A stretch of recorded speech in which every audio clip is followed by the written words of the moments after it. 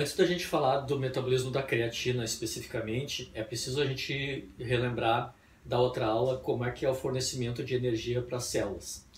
Então, se a gente for ver aqui, a gente viu que os alimentos eles fornecem gorduras, proteínas, carboidratos. Essas gorduras, proteínas e carboidratos contêm energia que vão resultar na formação do ATP. O ATP ele vai fornecer energia para a célula muscular, que vai transformar essa energia química em energia térmica, ou seja, calorias, e energia mecânica, produção de força e movimento. O ATP então perdeu um fosfato e se transformou no ADP. Para que ele novamente se ligue com o fosfato, ele vai pegar uma nova energia das proteínas, gorduras, carboidratos, se transformar novamente no ATP e doar energia para as células, e esse ciclo vai ficar acontecendo. A partir de agora, a gente vai tentar entender como é que acontece esse processo de transformação das proteínas, gorduras e carboidratos no ATP.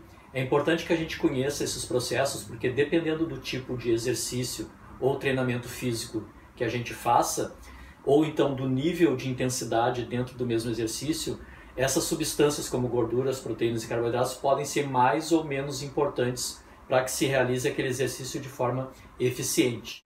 É importante que a gente entenda esses processos, porque você já deve ter se perguntado ou já deve ter ouvido perguntas do tipo: qual tipo de treinamento que usa mais gordura?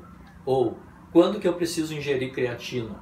Ou ainda, eu preciso tirar os carboidratos da minha dieta? Os processos de formação de energia, eles podem ser divididos em aeróbios e anaeróbios. E isso tem relação com a intensidade, ou seja, com a quantidade de energia que precisa ser produzida naquele momento. Quando utilizamos o processo aeróbio para a formação de energia, significa que o ATP está sendo formado dentro da mitocôndria. E essa é a principal fonte de energia quando fazemos intensidade de exercício leve ou moderada.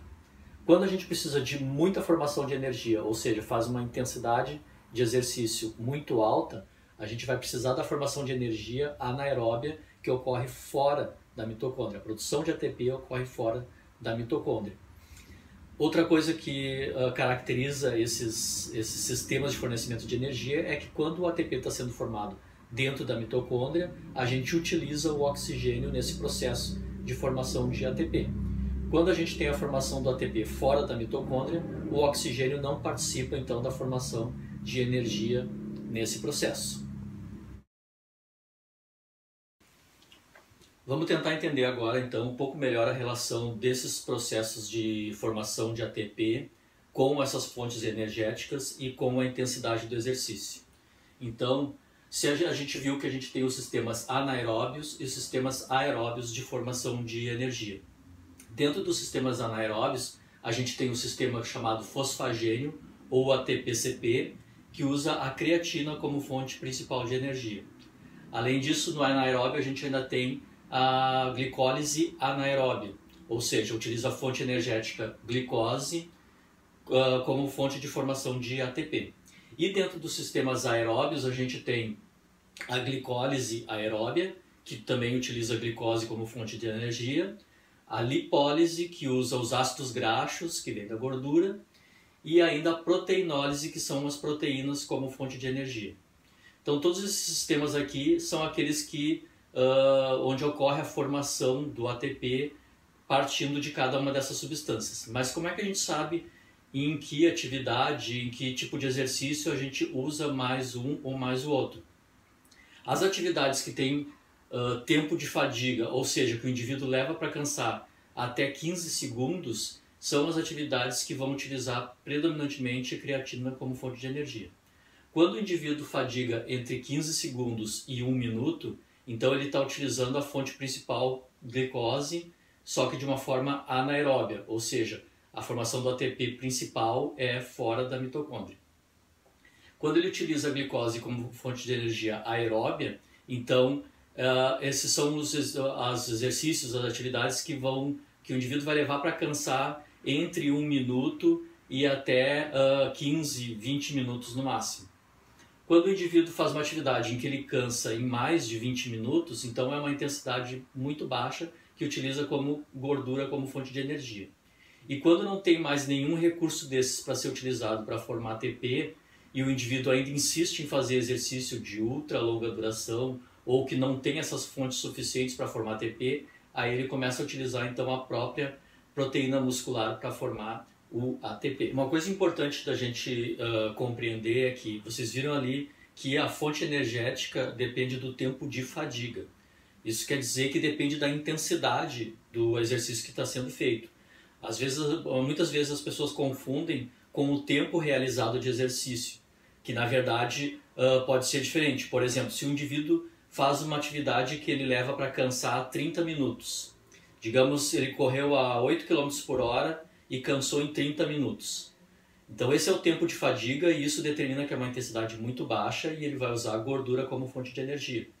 Porém, se outro dia ele resolver correr nos mesmos 8 km por hora, só que ele resolver correr só 10 minutos, não correu até cansar, continua sendo uma intensidade baixa e continua utilizando gordura. Ele só parou nos 8 minutos porque ele quis, mas ele poderia ter ido até 30 minutos porque o tempo de fadiga para essa velocidade dele é esse.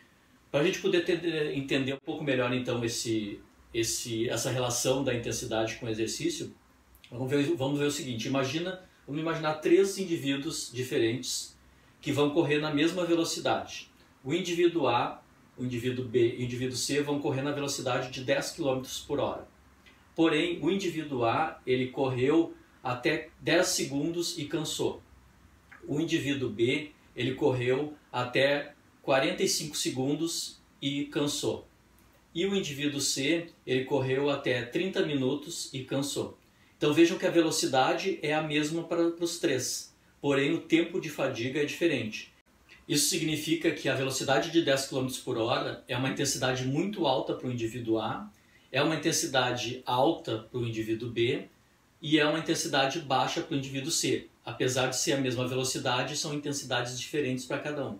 Isso acontece porque cada um tem uma adaptação fisiológica e acaba tendo mais resistência ou menos resistência. E isso é treinável, eles podem treinar para, por exemplo, o indivíduo A, se ele quiser correr 10 km por hora durante 30 minutos como o C, ele deve treinar então para que aumente a capacidade de formação de ATP e consiga correr então nessa velocidade durante esse tempo. Às vezes depende de questões genéticas e nem todos os indivíduos conseguem. Para a gente tentar entender como é que funciona esse sistema de fornecimento de energia, vamos imaginar o seguinte. Digamos que um indivíduo começou a fazer uma intensidade que para ele é considerada uma intensidade baixa. Se ele continuar fazendo essa velocidade, ele vai conseguir fazer esse exercício por mais de 20 minutos. Quando a intensidade é baixa, a necessidade de ATP por segundo é pequena e quem consegue fornecer energia nessa velocidade é a gordura lá dentro da mitocôndria, portanto é um processo aeróbio. A gordura ela fornece energia de forma lenta, por isso quando a necessidade é de poucos ATPs por segundo, a gordura ela consegue fornecer energia nessa velocidade. Porém, se o indivíduo aumentar a velocidade e agora passou para uma intensidade moderada, ele vai precisar de mais ATPs por segundo. E a mitocôndria então vai precisar produzir mais ATPs por segundo e nessa velocidade a gordura pode não dar conta dessa velocidade de fornecimento de energia. Então a glicose vai começar a ajudar a fornecer energia dentro da mitocôndria ainda, portanto ainda é um sistema aeróbio, porém agora eu tenho a glicose também fornecendo mais energia e é a fonte predominante agora nesse momento. Se o indivíduo aumentar mais ainda a velocidade, ele precisa de mais ATPs por segundo. E aí pode ser que a mitocôndria agora não dê conta da formação de tanto ATP e aí eu vou precisar de uma formação extra de ATP fora da mitocôndria. Portanto, agora um processo anaeróbio. Nessa intensidade, quem vai fornecer energia é a glicose. Porém, quando a glicose fornece energia fora da mitocôndria, existe um custo que é a formação de um ácido, que é o ácido lático. E por isso o indivíduo pode acabar cansando entre 20 segundos e 1 minuto.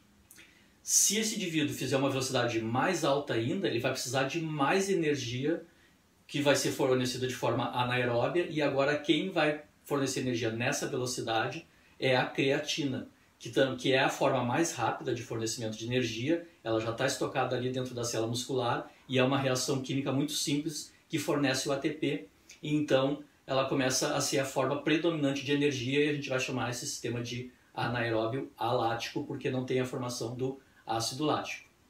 Porém, se esse indivíduo continuar nessa velocidade, ele vai cansar entre 1 e 15 segundos no máximo, que é o tempo então que a creatina leva para acabar, porque os estoques de creatina são muito pequenos.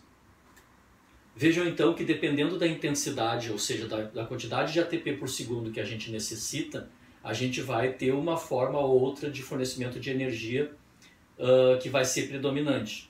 Então depende de qual velocidade essas substâncias conseguem fornecer ATP. A gordura tem em grande quantidade estocada no nosso corpo, mas fornece ATP muito lento, muito pouco ATP por segundo. A glicose consegue fornecer mais ATPs por segundo, mas pode ter o problema de acabar o glicogênio, que é a forma de estoque da glicose, ou ainda da formação do ácido lático, se for fora da mitocôndria, que leva à fadiga em poucos segundos. E se a forma de energia, de fornecimento de ATP, de energia, for a creatina fosfato, então ela consegue fornecer energia muito rápido e em grande quantidade, mas porém os estoques de creatina acabam muito rapidamente, no máximo até 15 segundos, e essas coisas são determinadas de forma genética. Ou seja, a partir de agora a gente tem que entender cada um desses sistemas, como eles funcionam, o que limita, o que pode levar o indivíduo à fadiga e como é que a gente pode treinar e melhorar o fornecimento de energia a partir de cada um desses sistemas.